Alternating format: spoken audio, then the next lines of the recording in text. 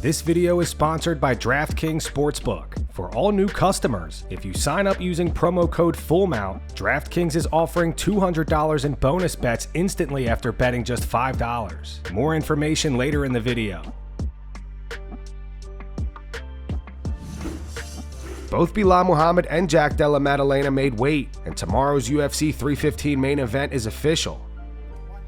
170, the official weight for the champ, Belal Muhammad. 170, the official weight for Della Maddalena. And with that, your UFC 315 main event is now official. Ian Garry also made weight as the backup fighter. However, unfortunately for him, it looks like he will not be needed. Ian has been going around placing bags of M&Ms everywhere in an attempt to make Della Maddalena miss weight. He even put a bag on top of the scale. Look, I'm not saying I want him to miss weight, but I didn't leave the stadium scale. Ian also had his son give JDM a bag of M&Ms while he was doing an interview. JDM gave his reaction to this at the press conference last night and says he doesn't even like M&Ms. He says that he also doesn't think that that's actually Ian's son. I don't think that's actually Ian's son. And I don't like M&M. Jon Jones says he would have beaten Daniel Cormier worse at heavyweight than he beat him at light heavyweight. Jon said peak bones versus peak DC at heavyweight. I believe I beat Daniel Cormier at heavyweight worse than I beat him at light heavyweight. I feel like my speed has transferred over in a way that his hasn't. I think I beat him up pretty worse at heavyweight. I kick harder. I know he punched harder as a heavyweight, but I kick a lot harder. You all see what my kicks did to him in the second fight. Dana White has confirmed that the winner of Belal Muhammad versus Della Maddalena will determine whether Ilia Topuria fights Islam Makhachev or Charles Oliveira at UFC 317. Just lastly for Dana, Ilia Topuria did an interview a few minutes ago where he said the winner of this fight is going to determine whether he fights Islam Makhachev or Charles Oliveira on International Fight Week. Can you confirm that that's the stakes attached to this main event too? Yeah, there's a lot of moving parts right now, and yeah, that's pretty accurate. Jose Aldo versus Aimann Zahabi has been moved from bantamweight to featherweight. On the scale, Aldo appeared to have a rough weight cut. 143, the official weight for Jose Aldo. Luke Rockhold did not hold back in his assessment of Bo Nickal's performance at UFC Des Moines, where he was TKO'd by Reiner de Ridder. In an interview with Submission Radio, Luke said this kid Bo Nickal is pretty pathetic, talking a big game he was, but he was looking for a way out from the first round on. The kid just needs to shut up. I think Bo just quit like a little bitch. It was kind of pathetic to see a kid talk all this game. There's such a thing as competitors. Wrestlers can be competitors, but they cannot be fighters all the time. This kid is not a fighter. He's a competitor, and he's really a p*** at heart. Grow a pair. Red-headed stepchild. He doesn't have it. He ain't going to have it. Even if he's stuck to wrestling, he doesn't have this wherewithal on the ground to put people away. The degree at the top is different. Bo Nickal has responded to the backlash he's been receiving since his TKO loss to Reiner de Ridder. Bo says the naysayers will all come crawling back once he's a world champion, and when they do, he'll spit in their face. Bo said, "I'll watch the fight back at some point, but I look at it just as a blueprint of what not to do." So that's a massive plus, because I can't look at it and say like, well, I did everything I could and he got me. It was like, I did in my effort-wise, but the mistakes that I made were just so obvious to me. Fixable, obvious mistakes. And I think he's a great guy. He's a great opponent. He forced me into those mistakes, and I didn't correct, or I didn't adjust. That's what you have to do if you want to be the best in the world. I never wanted to be an undefeated UFC champion. I never said that. You can go look back and clip out interviews and stuff like that. My goal has never been to be undefeated. I was totally aware that losses were very, very possible and likely. The goal isn't any different. I just want to continue to get better and improve. I want to find out how good I can be. And really, it's leaning on God's plan for me more so than my own. All the negative for me, I look at that and all I say is just like, suck my d. At the end of the day, say what you want. But when I get back on top and I'm the freaking champion of the world, you will all come crawling back. They always do, and I'll spit right in your face. That's how I'll treat you guys. And every single one of you that says a bad thing, I have the memory of an elephant. This video is sponsored by DraftKings Sportsbook. UFC 315 is finally here, with high-stakes matchups and title implications on the line. Fight night just hits different when you've got something riding on it. That's where DraftKings Sportsbook comes in. Right now, DraftKings is offering new customers $200 in bonus bets instantly after placing just a $5 wager. It's the perfect time to jump in if you're new. Quick, easy, and straight into the action. All you have to do is download the DraftKings Sportsbook app, sign up using promo code FULLMOUNT, and place a $5 bet. Then watch $200 in bonus bets land in your account.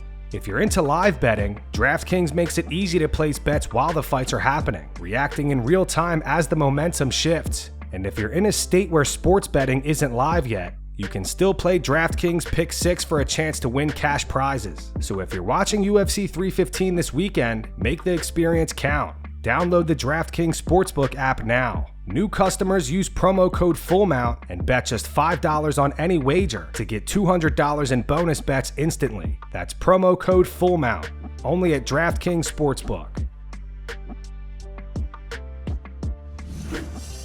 Daniel Cormier believes Alex Pereira lied about being hacked this week. On Wednesday, Alex posted this on X. He wrote, "I always answer the UFC's calls, but if they want to play with me, we can do that. I've never spoken poorly of the UFC, but with what I've just heard, I'm disheartened. I've already had thoughts of not fighting anymore, and after what was just relayed to me, this may be the start." About an hour later, Alex posted a video to his Instagram claiming he was hacked. However, DC is not buying it. Pereira's a liar. Pereira did not get hacked yesterday.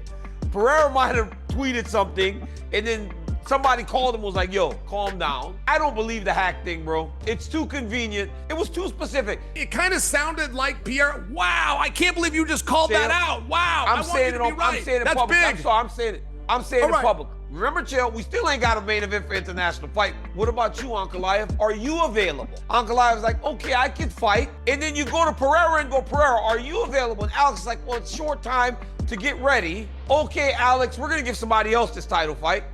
Alex gets mad, goes to the internet, puts that up there, then gets a call going, hey man, you know, that's my thought, that's what happened. But I know this game enough to put that together and feel pretty confidently to say it on ESPN. They might have told that boy that somebody else was gonna get that fight on the international fight, but he got mad. I hope he don't get mad at me like he got mad at you. Michael Bisping is also unsure whether or not Alex Pereira was telling the truth in regards to getting hacked. Bisping explains why he thinks if it was Alex, the initial post on X was pathetic. Now, I admit, when I saw that, I was like, well, that's kind of pathetic. You know, I mean, come on. I mean, listen, UFC, yes, you have been a company man. Yes, you have stepped up. You have taken short notices, fights.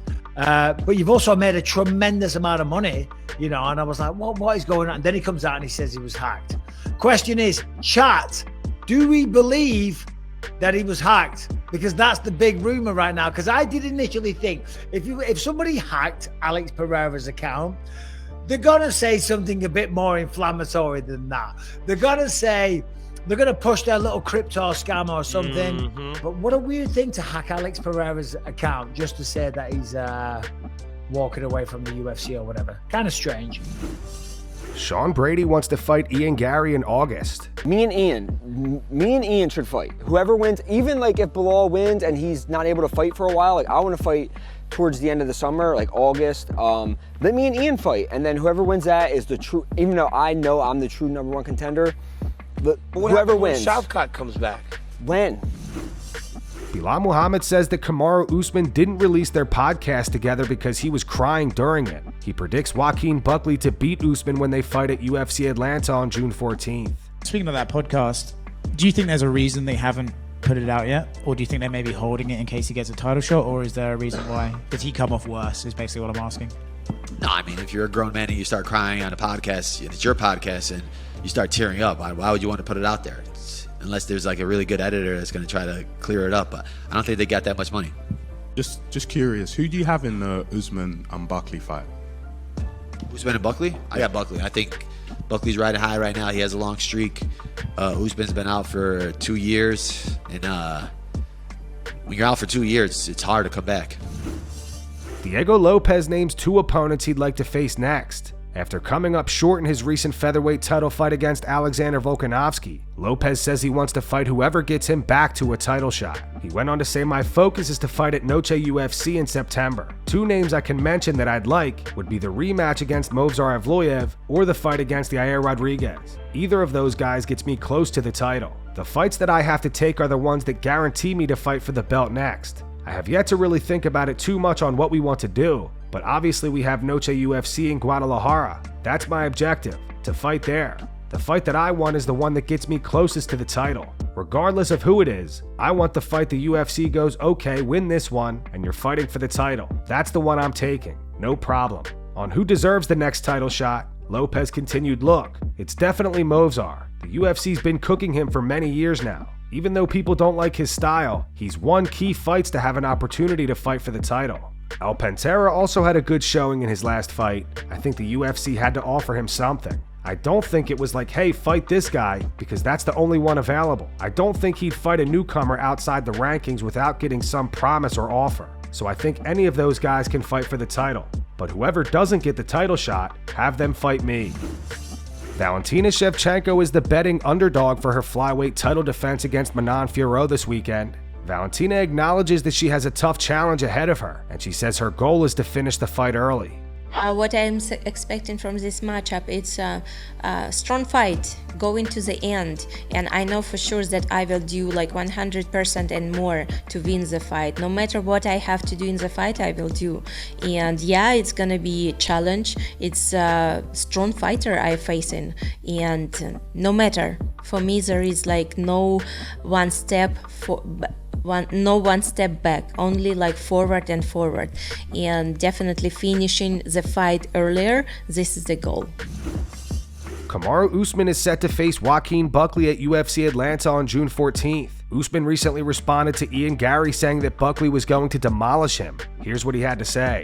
There's a lot of talk going on in this division. A lot of it being aimed at me. I don't care about these dudes. Why are they coming at me? Ian Machado Garry. I don't think Joaquin Buckley just beats Usman. I think he demolishes him. What's your take on that? I get it, but he might be a little salty. I did kind of put him out on blast. This is just extra motivation. These guys, when they're coming to compete against me, anything they say or do can and will be used against them when we are inside that octagon, because as I've said, I am the judge, I am the jury, and in that cage, I can also be the executioner. It's my job to go in there and show them that, hey, you don't eat until big man eats first, and I am the big man. So let me eat again and again and again, and when I'm tired of eating, then these guys can come and get some. But right now, yeah, I'm still hungry.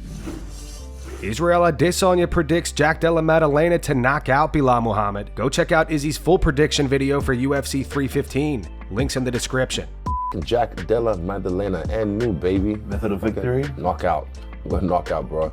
Cause I believe in them things, man. I believe in them things, man. I want to let him go. Let's go, Jack. But yeah, respect to Belal. I like what he fights for as well. I like the fact that, especially after he won the belt, Belal fights for the people of Palestine because of what's going on.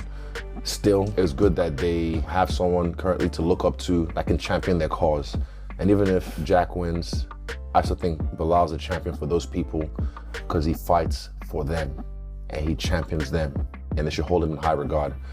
But in this fight, I'm going for Della Maddalena because that's my boy.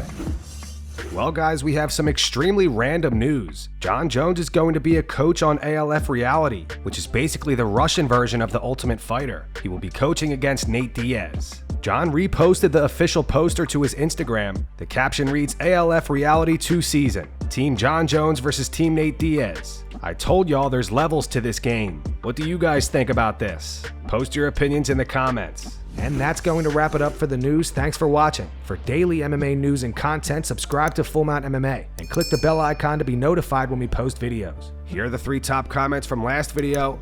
The first one's from Killa Tomato. It says, of course Alex was hacked. All his passwords are Shama. The second one's in reference to Yuri Prohaska swimming 30 meters under a frozen lake. It says Yuri took it personally when he heard the Mortal Kombat game say test your might. You gotta love Yuri. And the final one's from Fan Panda-tastic. It's in reference to Joe Rogan saying that BJ Penn is the lightweight GOAT over Khabib Nurmagomedov. It says classic Joe, people forget, man, Rogan. Those were the 3 top comments from last video. If you want to be featured in the next one, all you have to do is comment down below. And if you missed yesterday's news, click the video on screen right now to get caught up.